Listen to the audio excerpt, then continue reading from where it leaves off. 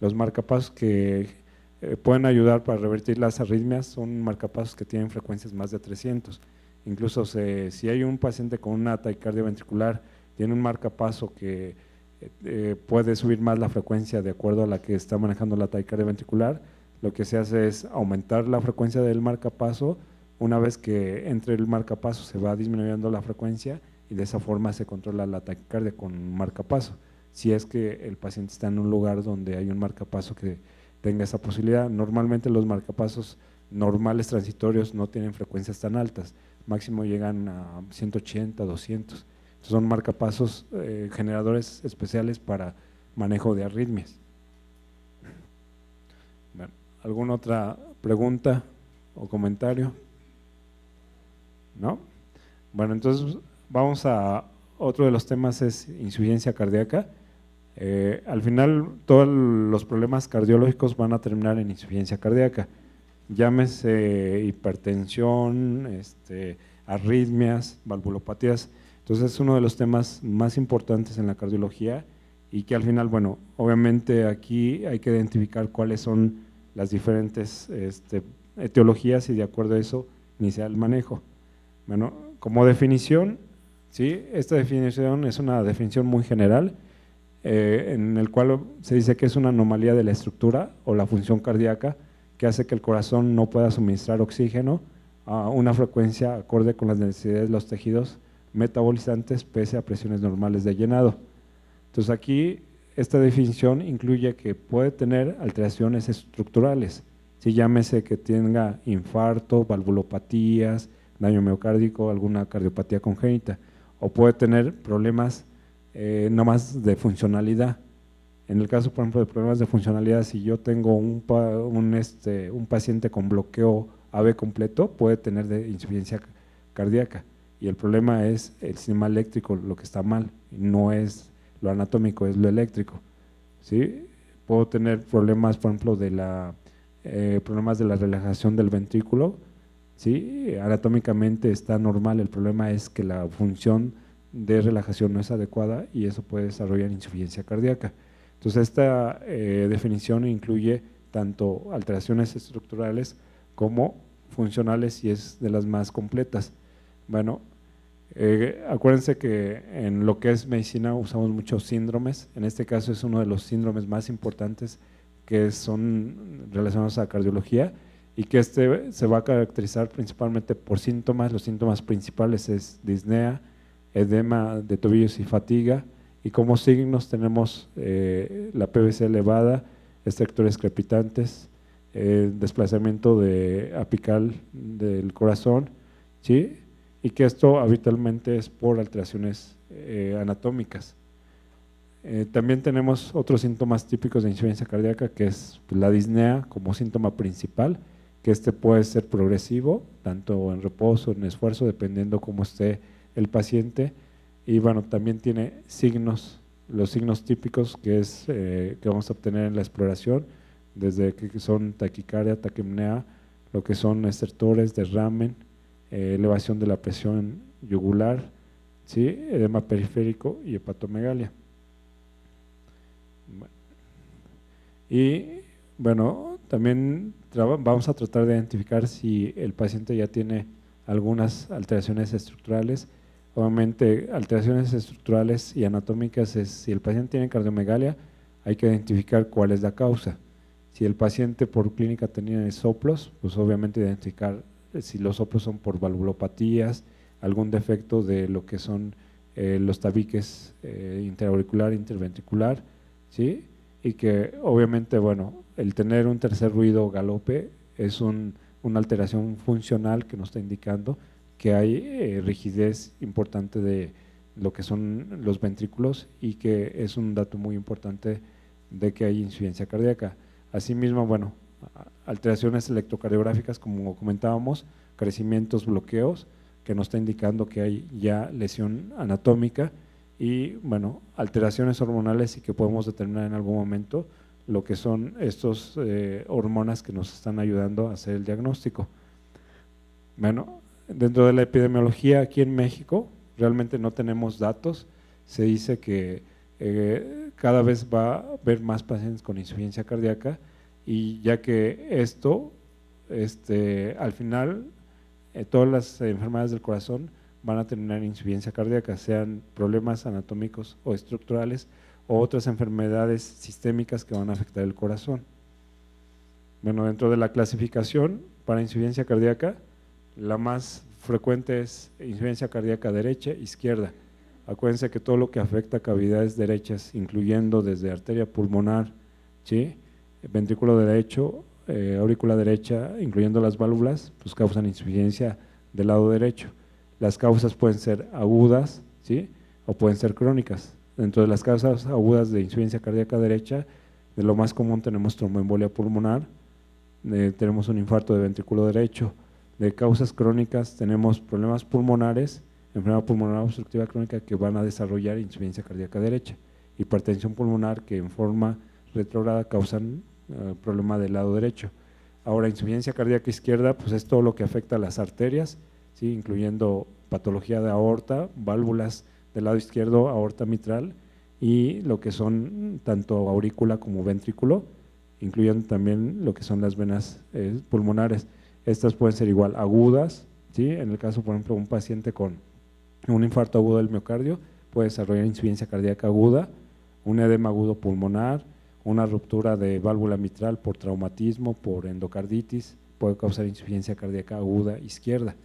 Y crónicas, la más común, bueno, es la hipertensión, es la causa más común de insuficiencia cardíaca crónica izquierda, ¿sí?, y todas las valvulopatías crónicas por fiebre reumática, llámese estenosis e insuficiencia, van a desarrollar insuficiencia cardíaca izquierda crónica.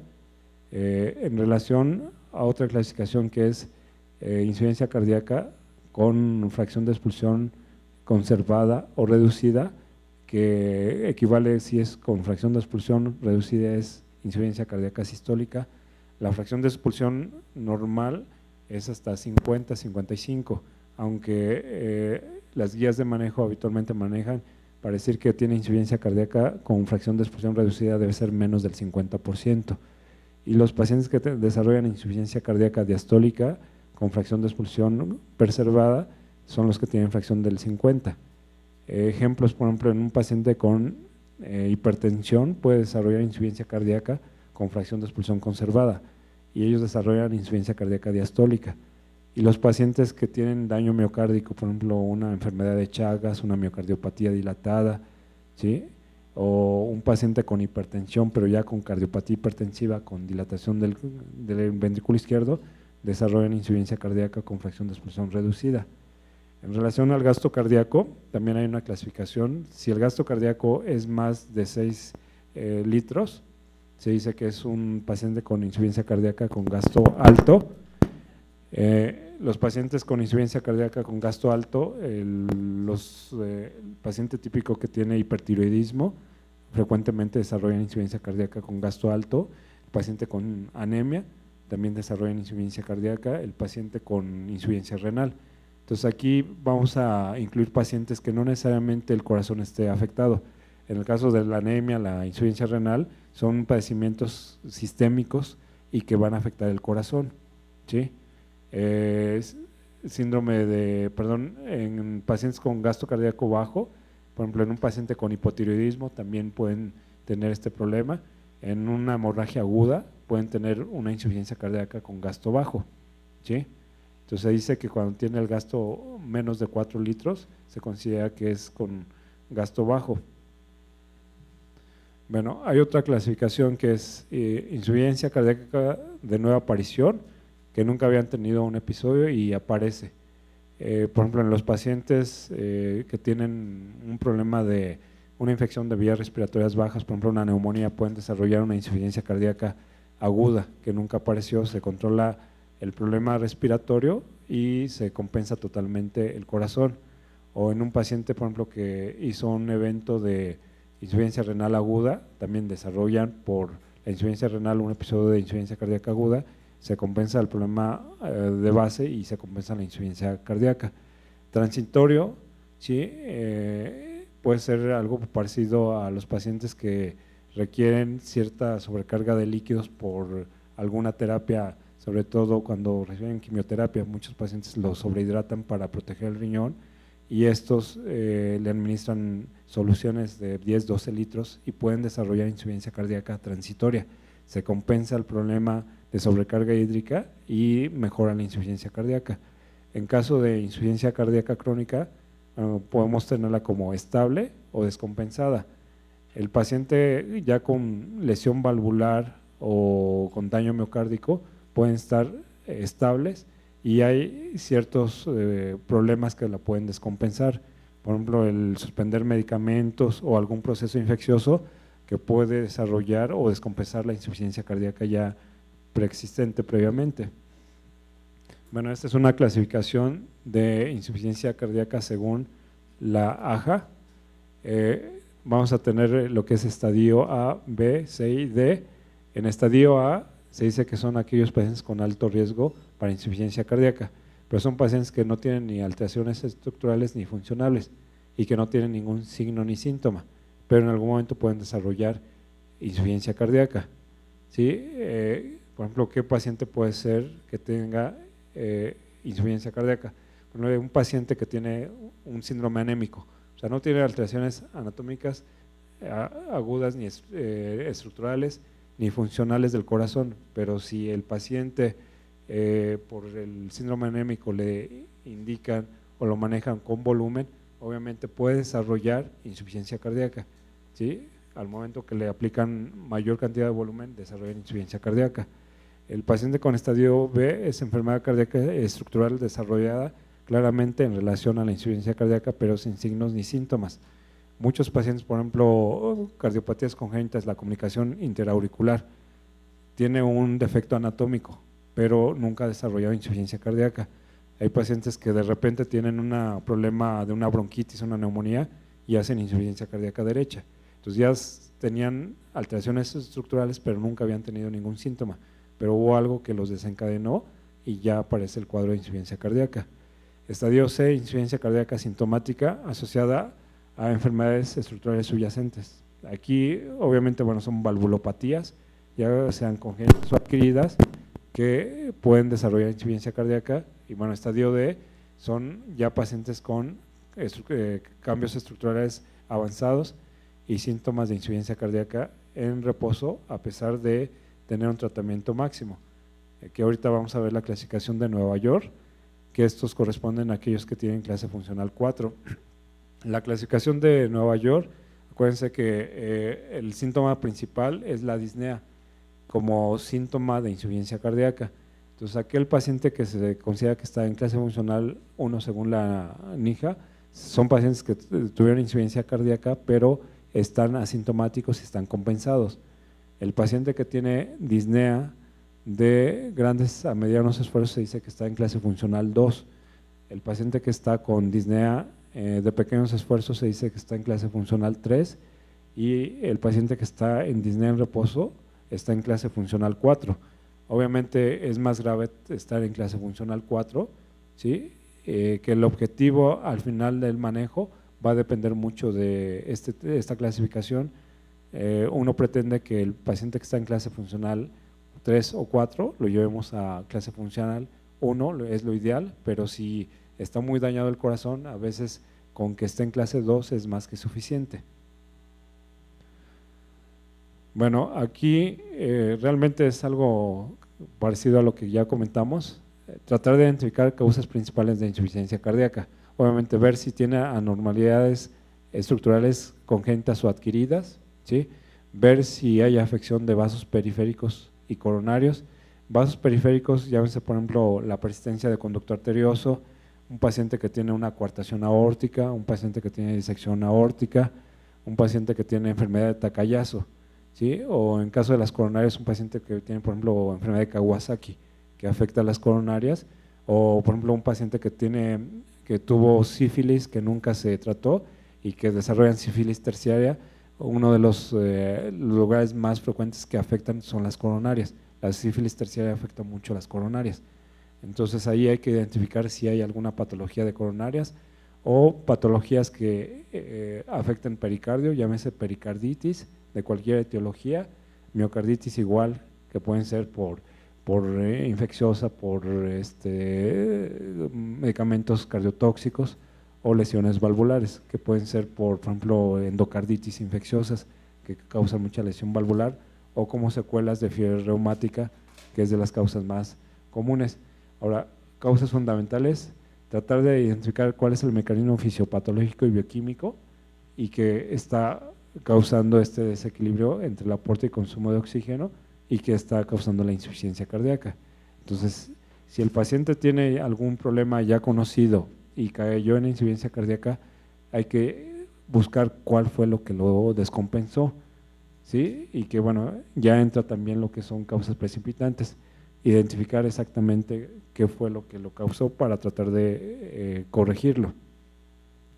Bueno, aquí hay una serie de todo lo que puede causar insuficiencia cardíaca, que pueden ser problemas cardíacos como tal, o también problemas, por ejemplo, deficiencias de ciertas vitaminas, ¿sí? Medicamentos, acuérdense, por ahí hay algo que es miocardiopatía por alcohol, ¿sí? El uso de cocaína, ¿sí? Problemas hormonales. Entonces realmente aquí es todo lo que puede causar insuficiencia cardíaca, que pueden ser directamente el corazón o enfermedades sistémicas, lo que es amiloidosis, hemocromatosis, enfermedades infecciosas, Chagas, los pacientes con HIV, y pacientes con miocardiopatía periparto, que realmente no se sabe la etiología, sin embargo hay teorías en relación a esto, al igual paciente por ejemplo con lupus, que también pueden desarrollar este problema de insuficiencia cardíaca. Bueno, en general la fisiopatología, aquí que es lo más importante, que el paciente con insuficiencia cardíaca, los primeros cambios que va a sufrir el cuerpo es que va a activar el sistema simpático. Una vez que aumenta la liberación de catecolaminas, ¿qué es lo que hace? Va a causar vasoconstricción periférica y a nivel renal va a haber disminución del flujo plasmático renal, y esto va a activar el sistema renina-angiotensina-aldosterona, que al final el sistema renina-angiotensina-aldosterona, ¿qué es lo que va a hacer? Va a causar vasoconstricción, va a tratar de retener lo que es sodio, agua, ¿sí? Para tratar de compensar al paciente, y la retención de sodio y agua va a incrementar lo que es la precarga, ¿sí? Y esto va a aumentar el gasto para tratar de compensar este problema de insuficiencia cardíaca, y obviamente este incremento del retorno venoso por la capacidad que tiene el sistema venoso, que es la capacitancia venosa que tolera mucha cantidad de líquido, hace que a nivel del lado derecho del corazón llegue a mayor cantidad de líquido, aumenta el gasto, y obviamente estos mecanismos hormonales van a desencadenar otros mecanismos por sí mismo. El incremento de la mayor cantidad de volumen hacia aurícula derecha va a causar liberación del péptido natriurético auricular, que a su vez, una vez que se libera por distensión, por sobrecarga de volumen, va a causar mayor uresis a nivel renal para tratar de compensar y eliminar más sodio y agua. Del lado izquierdo del corazón también se va a activar el sistema del péptido natriurético cerebral, ¿sí? Cuya función es muy parecida, va a causar vasodilatación y tratar de eliminar líquido para tratar de compensar. Entonces realmente aquí hay muchos mecanismos que a la vez, cuando indiquemos tratamiento, hay que identificar. Si la actividad simpática está muy incrementada, pues lo que vamos a dar van a ser medicamentos que bloqueen la actividad simpática, como son los beta bloqueadores. Si lo que estamos observando es que hay mucha vasoconstricción, entonces voy a dar vasodilatadores que tienen que disminuir lo que es el sistema renina-angiotensina, llámese inhibidores de la ECA, inhibidores de los receptores de angiotensina, o vasodilatadores periféricos, que en el caso de tener vasoconstricción, puedo dar lo que son vasodilatadores directamente arteriales, que van a disminuir lo que es la vasoconstricción y disminuir la resistencia. Y si hay retención hídrica, obviamente voy a tener diuréticos para tratar de eliminar lo más que se pueda de líquidos, y obviamente también lo que son antagonistas de la aldosterona para tratar de compensar todos estos mecanismos que están siendo deleterios más hacia la función del corazón. Acuérdense que esto al principio ayuda, pero llega un momento en que en vez de ayudar le está perjudicando más al corazón. Entonces aquí lo importante, acuérdense que dentro de la fisiopatología es tratar de entender qué es lo que está pasando.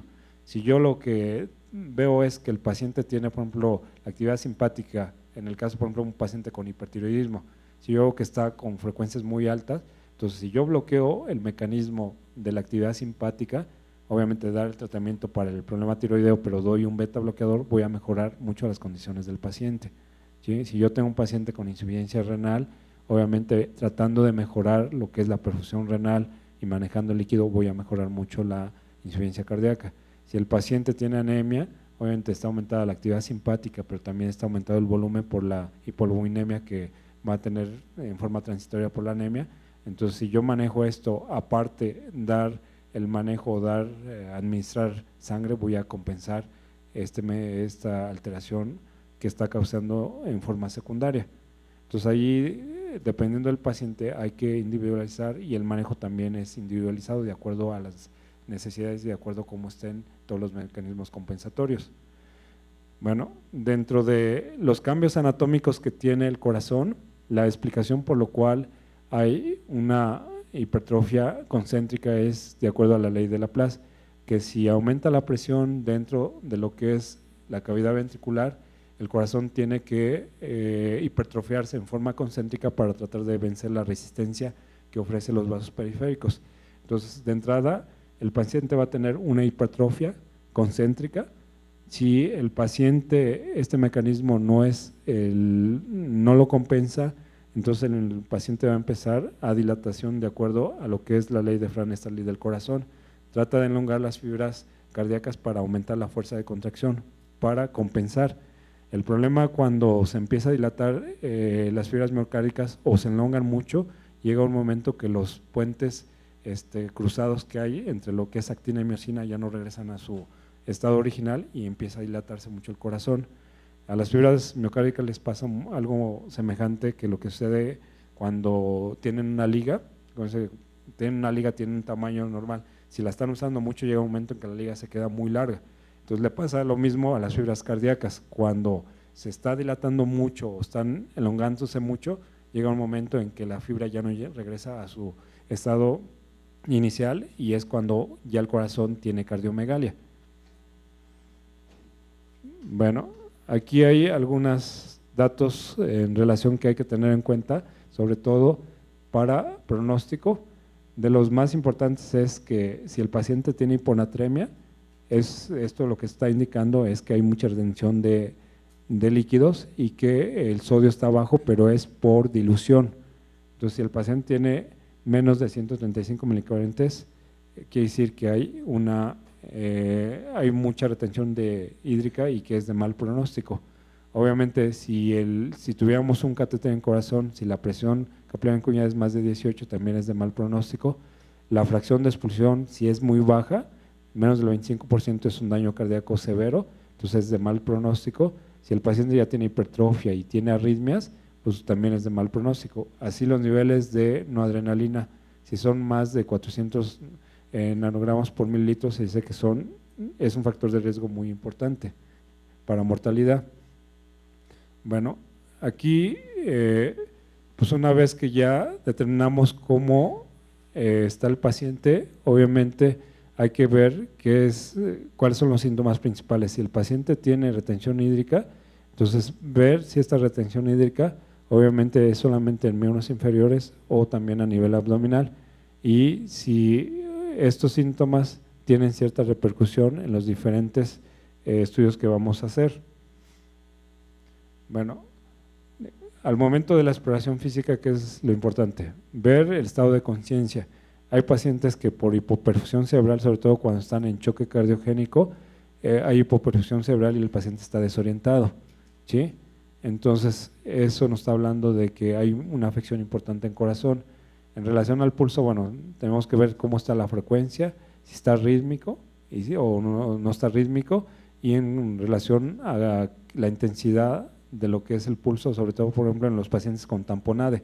Acuérdense que uno de los datos de tamponade es que hay hipotensión y el pulso se hace filiforme, ¿sí? Entonces, dependiendo cuál es la causa, obviamente hay que identificar si hay estas alteraciones, o por ejemplo una fibrilación auricular con respuesta muy alta, el pulso es muy débil, ¿sí? Y a veces es difícil hasta detectarlo. En la presión arterial puede estar con hipertensión sistólica, diastólica o puede estar las dos bajas. En relación a todo lo que es retención hídrica, pues identificar qué tanto hay de edemas y en qué parte del cuerpo hay, si es en tobillo, en sacro, si es hepatomegalia, si es ascitis. En pulmones identificar si hay estertores y si hay datos de derrame. En corazón obviamente ver si hay tercer ruido, si hay choque de la punta, está desplazado o si hay alguna lesión valvular. Bueno, de los criterios para insuficiencia cardíaca tenemos los criterios de Framingham. Estos los vamos a dividir en criterios mayores. Dentro de los criterios mayores tenemos obviamente datos que son de insuficiencia cardíaca izquierda y derecha. De los datos de insuficiencia izquierda tenemos disnea paroxística nocturna, tenemos los estertores, tenemos cardiomegalia, el edema agudo pulmonar, tercer ruido, ¿sí? Y como criterio del lado derecho tenemos ingurgitación yugular, también la cardiomegalia, el tercer ruido puede ser nada más derecho, la PVC mayor de 25 y el reflujo hepatoyugular, ¿sí? Entonces, esos son criterios mayores tanto para el lado derecho como el lado izquierdo. Criterios menores tenemos edema de tobillo, lo que es tos nocturna, disnea de ejercicio, hepatomegalia, derrame pleural, la capacidad vital disminuida hasta una tercera parte, la taquicardia, y uno de los criterios que también se toma en cuenta, sobre todo cuando se inicia el manejo, es ver si el paciente con tratamiento pierde más de 4.5 kilogramos en los primeros 5 días. Entonces, para hacer el diagnóstico de insuficiencia cardíaca se requieren solamente 2 criterios mayores solos o un criterio mayor con 2 menores, o se dicen que deben ser hasta 4 o 5 criterios menores. Realmente, si ustedes ven los criterios menores, el edema de tobillo lo puede dar no necesariamente insuficiencia cardíaca, insuficiencia venosa, puede ser problema de anemia, puede ser un problema de insuficiencia renal. Entonces, realmente tener aislado el edema no indica nada. La tos, como tal, pues igual cualquier proceso infeccioso puede dar tos y no necesariamente insuficiencia cardíaca. Disnea con ejercicio. La gente que no tiene costumbre de hacer ejercicio pueden tener disnea y puede ser normal. Entonces, realmente si ponemos los criterios menores, es difícil hacer el diagnóstico de insuficiencia cardíaca. La hepatomegalia, acuérdense que la hepatomegalia no necesariamente es por congestión hepática, puede ser una hepatomegalia por alguna situación a nivel, por ejemplo, puede ser una trombosis de lo que es las suprahepáticas, puede tener algún problema de hepatitis y esto puede causar lo que es hepatomegalia sin necesidad que tenga insuficiencia cardíaca. Entonces, el tener varios criterios menores puede orientar, pero lo ideal es que tengan más criterios mayores. Bueno, es algo parecido a lo que vimos, nada más que aquí son síntomas típicos y menos específicos. Los más típicos es disnea, ortornea, ¿sí? Y todo lo que se refiere a la disnea con toda la semiología, ¿sí? Y bueno, aquí inflamación de tobillos. De los menos específicos, la ingurgitación yugular, el reflejo hepatoyugular, el tercer ruido, desplazamiento apical y soplos en alguna parte por alguna valvulopatía. De aquí menos típicos, la tos nocturna no es típica, las sibilancias tampoco, el aumento de peso tampoco, ¿sí?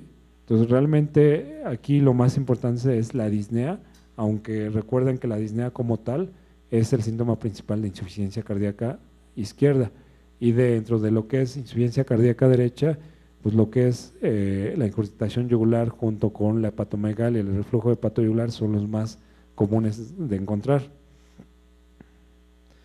Bueno, ahora una vez que hacemos por interrogatorio y exploración el diagnóstico de insuficiencia cardíaca, pues necesitamos hacer estudios de gabinete. Lo más común es tomar una radiografía para ver si hay algún cambio estructural, el electrocardiograma donde vamos a ver cambios que pueden ser lo que habíamos comentado previamente, crecimientos, isquemias, bloqueos, y el ecocardiograma que nos va a ayudar para determinar cómo está la fracción de expulsión y ver si hay algunas alteraciones estructurales y anatómicas. Bueno, es una radiografía de un paciente con cardiomegalia con una valvulopatía mitral y que ya tiene también crecimiento de cavidades derechas. Entonces, bueno, obviamente aquí nada más sin medir, pues tiene una cardiomegalia grado 4, ¿sí? un electro que tiene un bloqueo completo de rama izquierda, que lo que nos puede estar indicando es que está dilatado totalmente el corazón o que está muy crecido el corazón, sobre todo el lado izquierdo, ¿sí? Hay otros estudios que podemos solicitar, que es medicina nuclear. También podemos usar tomografía y resonancia magnética. Realmente tanto la tomografía como la resonancia son complementarios al ecocardiograma. Hay patologías específicas que podemos detectar, por ejemplo, con la tomografía, sobre todo la patología de lo que es aorta, lo que es la disección, lo que es enfermedad de Takayasu, nos puede ayudar a detectar patología de aorta principalmente, y obviamente, bueno, en la actualidad el uso para coronarias para ver si tiene calcio, si tiene alguna lesión, también es útil. Resonancia magnética, sobre todo para miocarditis, para miocardiopatías, se usa en la actualidad, y medicina nuclear, que puede ser para procesos inflamatorios, por ejemplo, una miocarditis, está un estudio de galio, un paciente con cardiopatía isquémica con sospecha que tiene algún problema de obstrucción coronaria y que no se ha podido detectar ni por el electro ni por otro estudio, se puede hacer estudio de medicina nuclear. Bueno, de lo que encontramos en el ecocardiograma, aquí son alteraciones que podemos encontrar, o lo que tenemos que buscar, bueno, la fracción de expulsión, los diámetros del ventrículo, el tamaño de la aurícula, y que dependiendo cuál es la patología vamos a ver todas estas alteraciones. Si tenemos para clasificar la insuficiencia cardíaca como disfunción sistólica, diastólica, es fracción de expulsión. En el caso, por ejemplo, que el corazón esté muy dilatado, tanto los diámetros, ¿sí?, tanto sistólico como diastólico están incrementados. Si por ejemplo tenemos una fibrilación, la aurícula está muy dilatada. Entonces, dependiendo cuáles las diferentes patologías, es lo que vamos a encontrar, y son los diferentes parámetros ecocardiográficos que vamos a utilizar. Bueno, este es un estudio de un eco tridimensional, en donde vemos obviamente el ventrículo izquierdo, el ventrículo derecho, ¿sí? Y bueno, sirve para confirmar algunas alteraciones que pudiera tener el corazón, en caso, por ejemplo, de valvulopatías o alguna lesión. Entonces, es un eco de un paciente que tiene derrame, es el derrame, ¿sí? Obviamente el corazón está pequeñito, y en estos, bueno, el riesgo es de un tamponade. Entonces, es otra de los datos que nos va a dar el mismo ecocardiograma. Este es un ecocardiograma donde vemos lo que es el eco tisular, donde en alguna forma podemos medir ondas de movimiento de las diferentes paredes, y nos puede ayudar para determinar si hay cierta lesión o ciertas alteraciones de la movilidad. Igual en este caso tenemos, bueno, es unas imágenes de un eco transesofágico. Aquí lo que tenemos, esto que se ve es una insuficiencia mitral, la válvula mitral no abre en forma adecuada, y lo que tiene, bueno, es una doble lesión mitral, una estenosis con insuficiencia. Y bueno, este es un estudio transesofágico, es uno transtorácico, en donde vemos la aurícula tiene una insuficiencia mitral severa y tiene doble lesión aórtica también. Bueno, es un paciente, es una mujer con una miocardiopatía dilatada. Vean, el corazón se ve, esta imagen se ve muy dilatado, la aurícula también. Entonces, son pacientes que desarrollan insuficiencia cardíaca fácilmente. Igual tiene insuficiencia mitral severa. Bueno, ahora, ¿qué estudios de laboratorio voy a mandar a hacer en un paciente con insuficiencia cardíaca? Bueno, dependiendo cuál sea la etiología o lo que sospechemos, hay que mandar a hacer estudios de laboratorio. Si no tenemos alguna idea real de lo que está sucediendo, podemos hacer un estudio general, incluyendo una biometría hemática, para tratar de identificar si hay anemia, si hay poliglobulia, si hay un proceso infeccioso, ¿sí? Una química sanguínea para ver cómo está urea, creatinina, incluyendo electrolitos, para ver si hay retención importante de agua y que el potasio esté muy bajo, el sodio también esté muy bajo.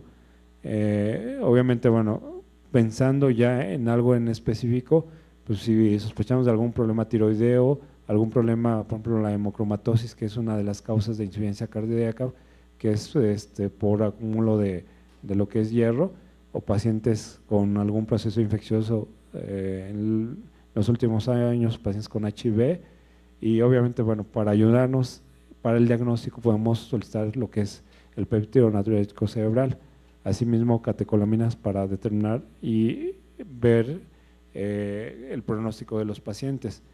Ahora, este algoritmo incluye lo que es las cuestiones clínicas, ¿sí? Y obviamente el uso del BNP.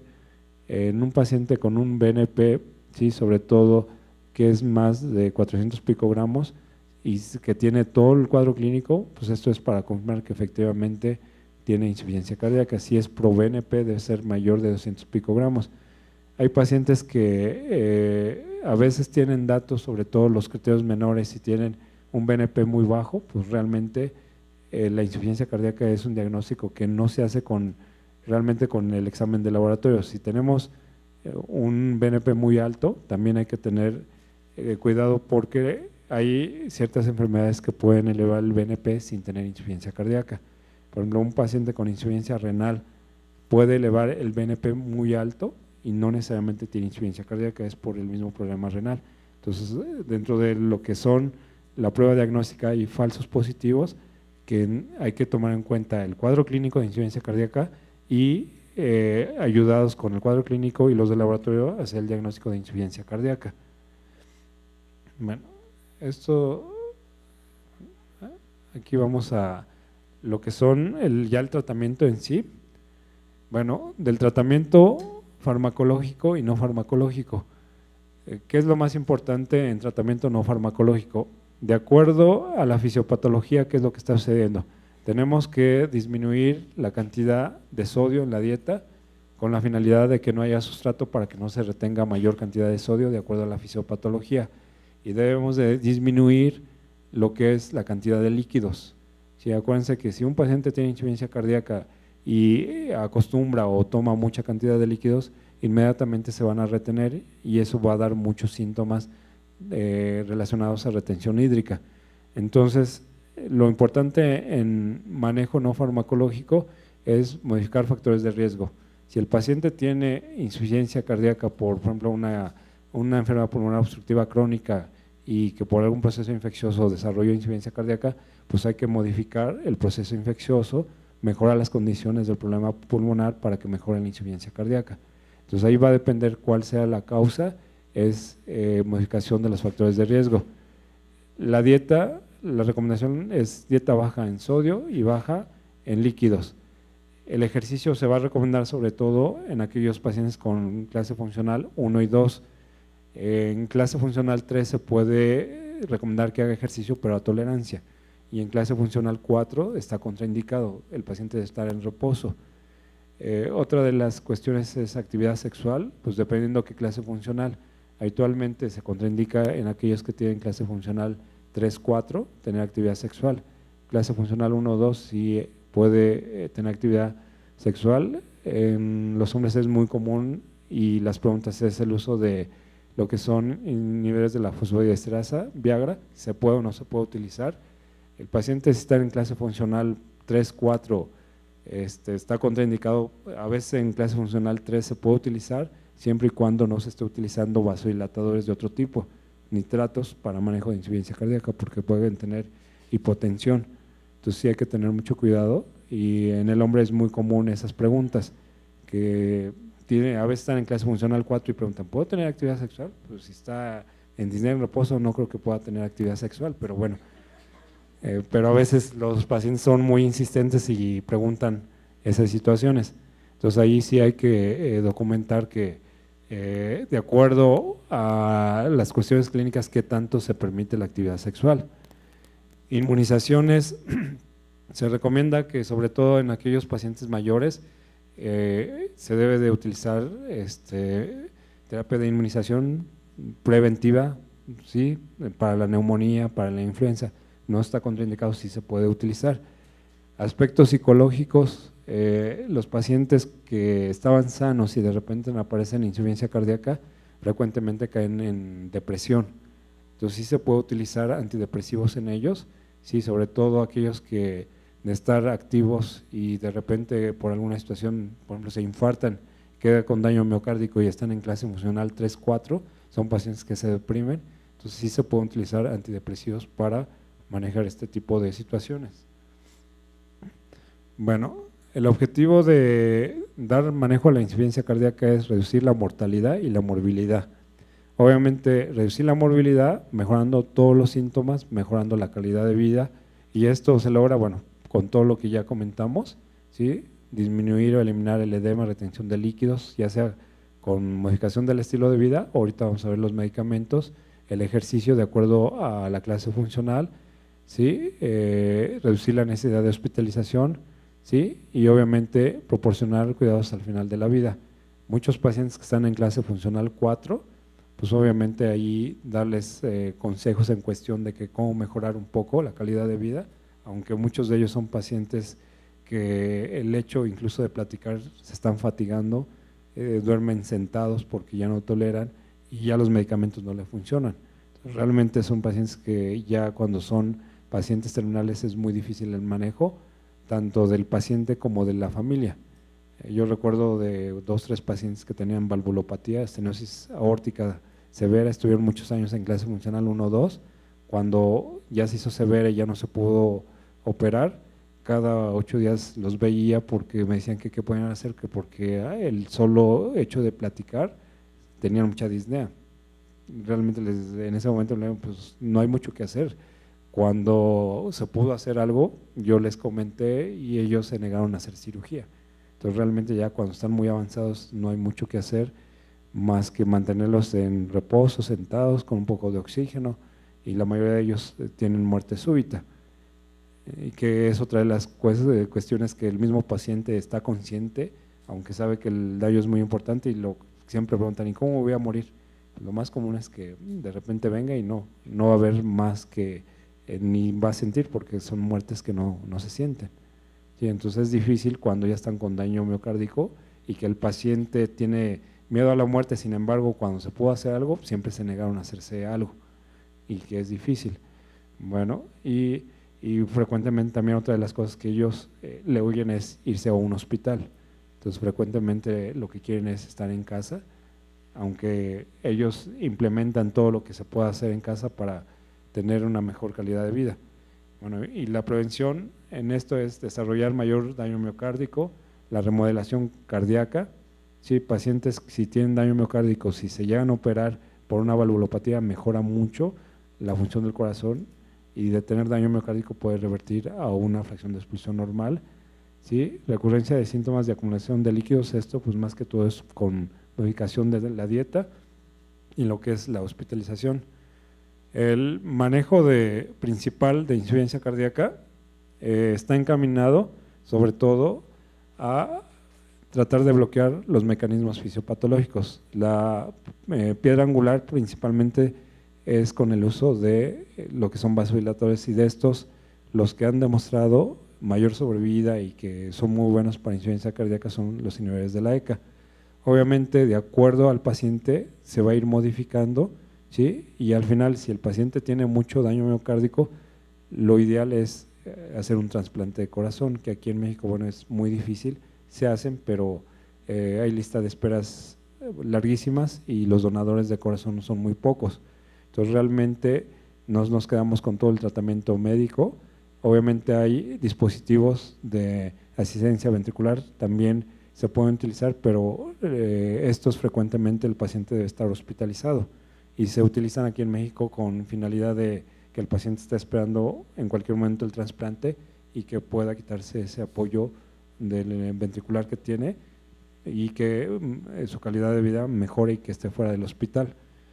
Bueno, de los medicamentos que más se utilizan, les digo, para todas las clases funcionales, los IECA, diuréticos, se menciona que pueden ser desde clase 2 hasta la clase 4, ¿sí?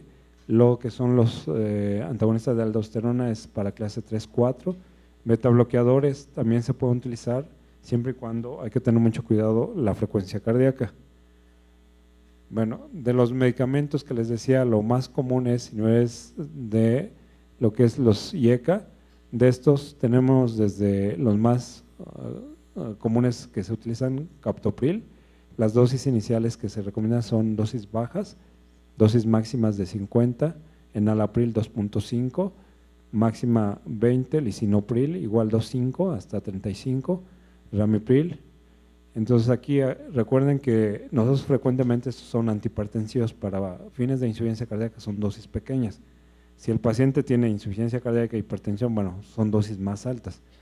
Y los estudios que se han hecho con estos y que son de los más importantes es el Consensus, que son de sobrevida y son los que han demostrado que mejoran la sobrevida en este grupo de pacientes. Ahora, el uso de beta bloqueadores, ¿cuáles vamos a utilizar? Esos son los que más se utilizan para insuficiencia cardíaca, son cardioselectivos, ¿sí? Obviamente el bisoprolol desde 1.25, carvedilol de 3.125, metoprolol, que es lo que más fácil podemos obtener, es 12.5, que sería prácticamente una octava de la pastilla de 100 miligramos, porque aquí en México nada más tenemos 100 miligramos, y el nebivolol, ¿sí? Que es el temeril, que viene de 5 miligramos, este es un cuarto.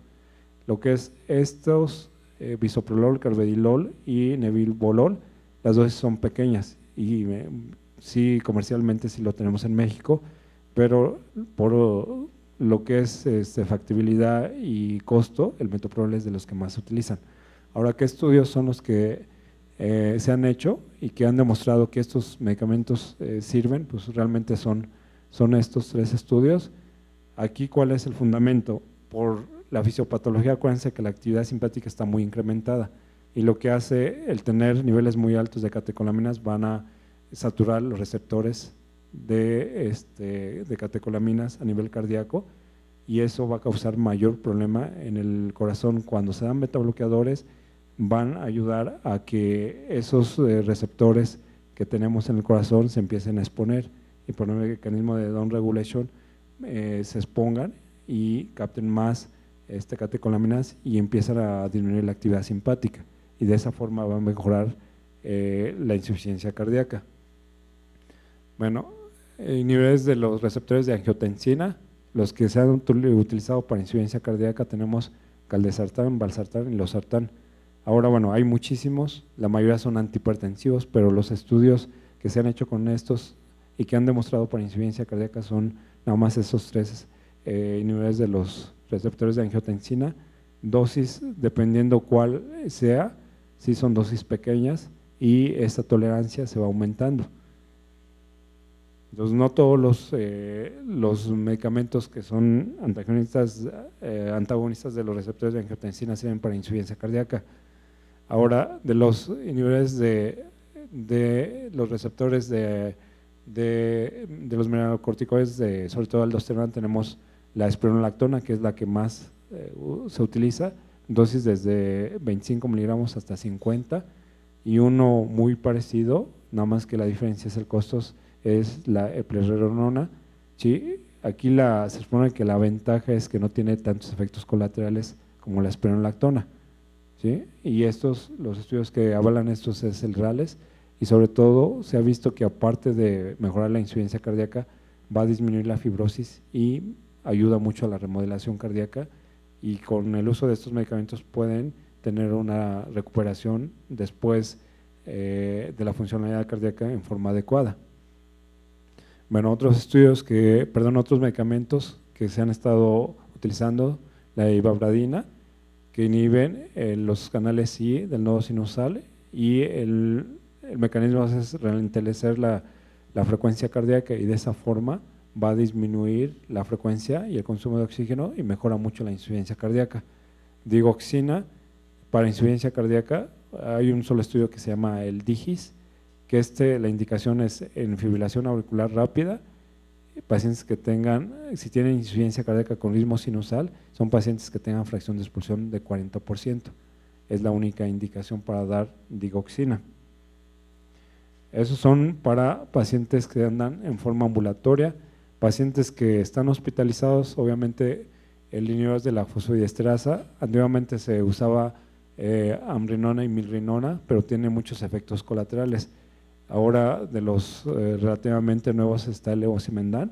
El mecanismo, bueno, es como al final causan vasodilatación, va a bajar lo que es las resistencias periféricas y va a ayudar a la fuerza inotrópica que tiene el corazón.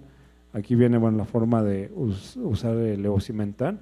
Entonces son de los medicamentos que se utilizan en la actualidad y no tienen muchos efectos colaterales. Otros medicamentos que se pueden utilizar como inotrópicos IV es dopamina, dobutamina, que la finalidad es aumentar la fuerza de contracción. El problema de ellos es que van a tener lo que son el efecto cronotrópico positivo y aumentan el consumo de oxígeno. Entonces normalmente cuando se utilizan este tipo de medicamentos se debe de utilizar con medicamentos que bajen la frecuencia cardíaca, ¿sí? Bueno, diuréticos, tenemos lo que son diuréticos de ASA principalmente, furosemide, ¿sí? Que estos obviamente siguen siendo los más utilizados y que a la vez cuando hay un paciente con retención hídrica se pueden utilizar IV, ¿sí? Hasta 2 gramos, la dosis máxima.